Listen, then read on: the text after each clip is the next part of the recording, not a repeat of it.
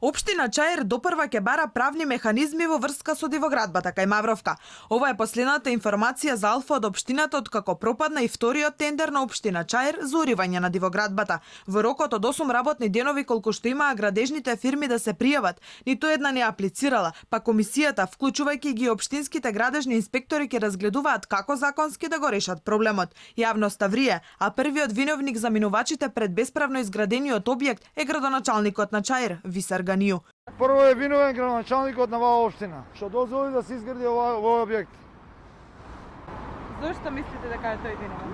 Зошто е тежок криминал одека оваа нашава држава. Дали треба да се руши? Не целата градоначалникот, него целата влада и целата власт.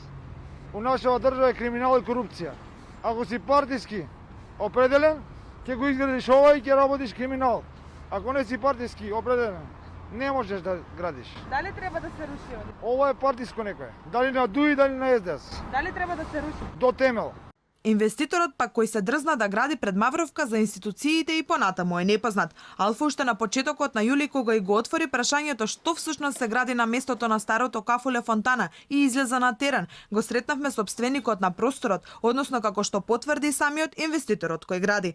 Имате лист, имам дозвола од градоначалникот дека можам да работам. Реконструкција се прави на овие. Мевлуди Налити, како што ни се представи, рече дека се прави според дозволата од општина Чаир, а и општинските инспектори го потврдија истото, но повеќе од месец и половина од кога го објавивме идентитетот на инвеститорот, досега никој не демантираше. Подоцна општина Чаир веќе кренатиот објект го прогласи за дивоградба и почна потрага во весници по инвеститорот. И полицијата бара кој градел, ама се уште без резултати. Скопското обвинителство пак почна предистрага против непознат сторител.